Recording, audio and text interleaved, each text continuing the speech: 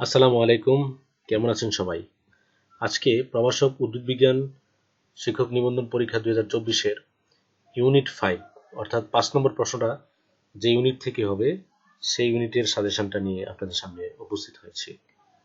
আজকে আমি দেখাবো ইউনিট 5 এর যে টপিকসটা আছে, যেমন প্যালিওবোটানি, অ্যানাটমি অ্যান্ড এমব্রায়োলজি, এই অংশ থেকে প্রশ্নটা করা হবে এবং প্রশ্নটা হলো 5 নম্বরের প্রশ্ন। 10 নম্বরের একটি প্রশ্ন থাকবে। প্রথম প্রশ্নটা হলো যে প্যালিওবোটানির সংজ্ঞা দাও। জীবাশ্ম কি? জীবন্ত জীবাশ্ম বলতে কি বুঝো? এই প্রশ্নটা ইম্পর্টেন্ট। ভূতাত্ত্বিক কাল মাপনী বলতে কি বুঝো? ইন্ডেক্স ফসিল বলতে কি বুঝো? জীবাশ্ম সৃষ্টির প্রভাবকগুলো আলোচনা করো। এই প্রশ্নটাও ইম্পর্টেন্ট। এবং জীবাশ্ম সৃষ্টির পদ্ধতিগুলো বর্ণনা করো। এটা হলো প্যালিওবোটানি অংশ থেকে নেওয়া হয়েছে। তারপর আছে অ্যানাটমি। অ্যানাটমির অংশ হলো যে ভাজক টিস্যু কি? ভাজক টিস্যুর বৈশিষ্ট্যগুলি লিখো। এবং আরেকটা প্রশ্ন আছে ভাজক টিস্যুর প্রকারভেদ। এই দুইটা প্রশ্ন ইন্টারমিডিয়েটের আপনার বই থেকে আপনারা পাবেন। তারপর আছে অগ্রস্থ কোষ বা শীর্ষক কোষ মতবাদ আলোচনা করো।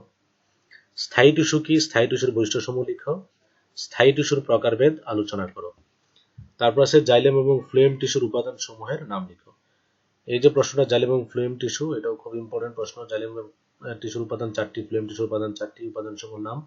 স্থায়ী টিস্যুর প্রকারভেদ, স্থায়ী টিস্যুকে কয়েক ভাগে ভাগ করা হয়েছে। তারপর হচ্ছে স্থায়ী টিস্যুর বৈশিষ্ট্য। এই যে দুইটা 4 এবং 5 নম্বর প্রশ্ন এবং 6 নম্বর প্রশ্ন, তিনটা প্রশ্নই ইম্পর্টেন্ট। তারপর আছে অ্যানাটমির 7 নম্বর কোশ্চেন যেটা আছে, পরিবহন টিস্যু তন্ত্র কি? অর্থাৎ ভাস্কুলার টিস্যু তন্ত্র যেটাকে বলা হয়, ভাস্কুলার বান্ডেল, এর প্রকারভেদ এবং কাজ লেখো। চিত্রসহ বিভিন্ন প্রকার পরিবহন টিস্যু তন্ত্রের বর্ণনা দাও। বিভিন্ন প্রকার যে ভাস্কুলার বান্ডেল আছে, সেই বান্ডেল, ভাস্কুলার বান্ডেল, গৌণ বৃদ্ধি কি? গৌণ বৃদ্ধি কেন হয়? তারপর আছে দ্বিবীজপত্রী উদ্ভিদের কাণ্ডে অন্তঃস্টিলীয় গৌণ বৃদ্ধি বর্ণনা করো। বর্ষবলয় কি? বর্ষবলয় ব্যাখ্যা করো। এই প্রশ্নটা খুব ইম্পর্টেন্ট। বর্ষবলয় এবং বর্ষবলয়টা কি ব্যাখ্যা। তারপর হচ্ছে মূল কাণ্ড অবস্থান্তর। মূল কাণ্ড অবস্থান্তরের সংজ্ঞা দাও। চিত্র উদাহরণ সহ উদ্ভিদের মূল কাণ্ড অবস্থান্তর ব্যাখ্যা করো। এই প্রশ্নটা 2018 সাল নিবন্ধনের জন্য, 18তম নিবন্ধনের জন্য ইম্পর্টেন্ট। মূল কাণ্ড অবস্থান্তর, চিত্র সহ মূল কাণ্ড অবস্থান্তরের ব্যাখ্যা। তারপরে আরেকটা আছে কাঠ কি? কাঠের ভৌত ও রাসায়নিক গুণাবলী উল্লেখ করো। সার কাঠের বৈশিষ্ট্য লিখো। এই প্রশ্নটা ইম্পর্টেন্ট। কাঠ কি? কাঠের ভৌত এবং রাসায়নিক গুণাবলী, আপনারা এটা পড়ে নেবেন। তারপর আছে এমব্রায়োলজি। এমব্রায়োলজি থেকে যে প্রশ্নগুলো ইম্পর্টেন্ট, স্পোরোজেনেসিস কি? স্পোরোজেনেসিস কি? আবৃতবীজ উদ্ভিদের মাইক্রোস্পোরোজেনেসিস প্রক্রিয়া চিহ্নিত চিত্র সহ বর্ণনা দাও।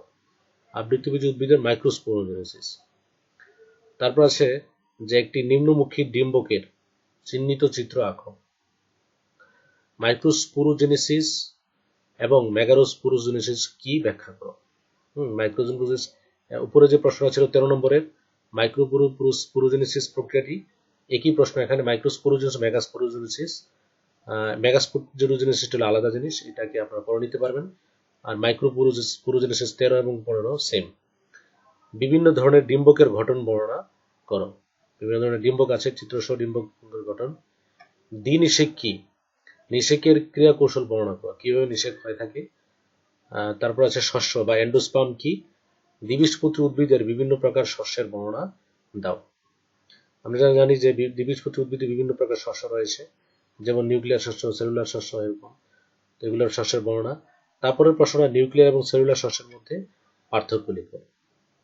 আপনারা যদি দ্বিবীজপত্রী বিভিন্ন প্রকার শস্যের বর্ণনা দাও, তাহলে বর্ণনাটা শিখেন, তাহলে নিউক্লিয়ার এবং সেলুলার শস্যের মধ্যে যে পার্থক্য আছে, পার্থক্যটা আপনারা সহজেই বের করতে পারবেন। তারপর আছে এমব্রায়োলজি। এমব্রায়োলজিতে আছে বহুভ্রূণিতা কি? বহুভ্রূণিতার কারণ এবং প্রয়োজনীয়তা লিখো। এটাও খুব ইম্পর্টেন্ট। এপোমিক্সিস বলতে কি বোঝায়? এপোমিক্সিসের কারণ এবং গুরুত্ব লিখো। বিভিন্ন ধরনের এপোমিক্সিসের বর্ণনা দাও। এখানে তিনটা প্রশ্নই খুব ইম্পর্টেন্ট, আপনারা পড়তে পারেন। আপনাদের এই 5 নম্বর যে টপিকসটা আছে, অর্থাৎ ইউনিট 5 থেকে 5-এর জন্য আপনারা যে বইগুলো পড়বেন, যেমন উচ্চ মাধ্যমিক উদ্ভিদবিজ্ঞান বইটা, তারপর আছে plant anatomy and embryology honours second year, জাতীয় বিশ্ববিদ্যালয়ের অনার্স সেকেন্ড ইয়ারের প্লান্ট অ্যানাটমি অ্যান্ড এমব্রায়োলজি যে কোর্স আছে, ওখানে থেকে আপনারা প্রশ্নগুলোর উত্তর পেতে পারেন। তারপর আছে জিমনোস্পার্ম, প্যালিওবোটানি অ্যান্ড প্যালিওলজি, এটা হলো অনার্স তৃতীয় বর্ষ ন্যাশনাল ইউনিভার্সিটির। হ্যাঁ, এখান থেকে এই কোর্সটা থেকে কিছু প্রশ্নের উত্তর আপনারা পাবেন। তো এই প্রশ্নগুলো ইম্পর্টেন্ট, এই 5 নম্বর প্রশ্নের জন্য 10 নম্বরের একটা প্রশ্ন থাকবে এখান থেকে। তো আশা করি আপনারা লিখে লিখে পড়বেন, এবং লিখে পড়লে আপনারা ভালো রেজাল্ট করতে পারবেন, অর্থাৎ প্রশ্ন মুখস্থ থাকবে আর বুঝে বুঝে পড়বেন। তো ভিডিওটা এই পর্যন্তই। যদি ভিডিওটা ভালো লাগে লাইক, কমেন্ট এবং শেয়ার করবেন, এবং 6 নং যে ইউনিট আছে 6 নং ইউনিটটা অবশ্যই দেখবেন। তো সকলকে ধন্যবাদ, সবাই ভালো থাকবেন।